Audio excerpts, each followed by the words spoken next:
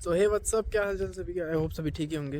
मैं आपका अपना Rahul Sharma all the way from Germany आ गया हूँ एक नई वीडियो के साथ, जिसका आज जो टॉपिक होने वाला है वो हम लोग काफ़ी टाइम से डिस्कस कर रहे थे, बट मतलब डिस्कस करना चाहते थे बट हो नहीं पा रहा था। दैट इज़ द इंटरव्यू, कि इंटरव्यू कैसा होता है वगैरह वगैरह। इंटरव्यू में कैसे कैसे क्वेश्चन पूछते हैं, हार्ड होता है कि नहीं होता है। तो ये सब चीज़ें हम लोग डिस्कस करना चाहते थे बहुत टाइम से, बट कर नहीं पा रहे थे। तो आज जस्ट दिमाग में आया मेरे को। मैं कमेंट्स वगैरह पढ़ रहा था और इवन लाइव भी था जब मेरे को एक बंदे ने बोला कि अभी इसके ऊपर वीडियो बनाओ।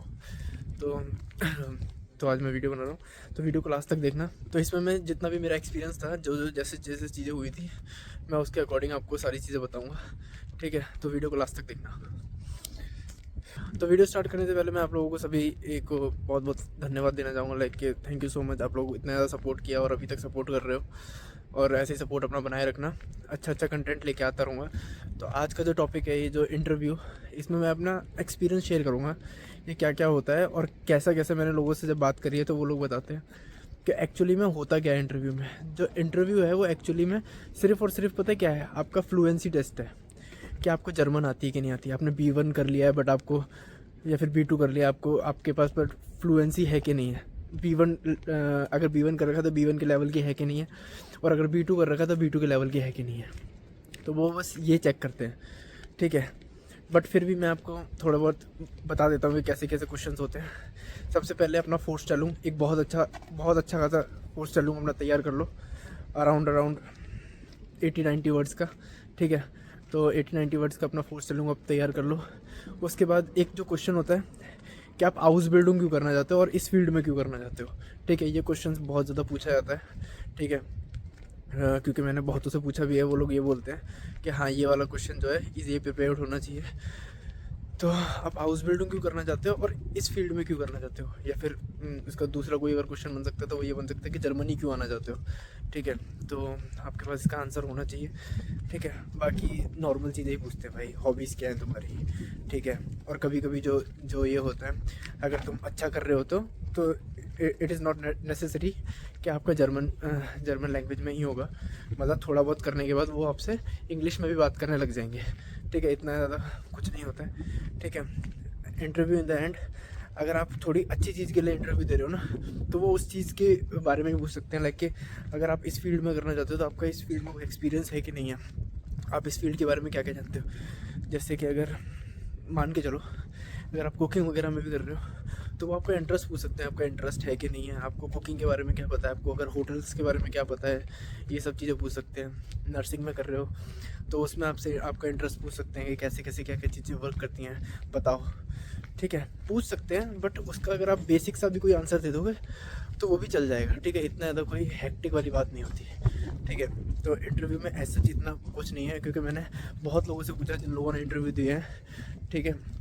तो वो लोग यही बोलते हैं कि बेसिकली फ्लुएंसी टेस्ट ही होता है। जब तुम थोड़ी बहुत अच्छी जर्मन बोलने लग जाते हो तो उसके बाद वो अपने आप ही तुमसे इंग्लिश में बात करने लग जाते हैं, ठीक है। ऐसा इतना कुछ नहीं है, बट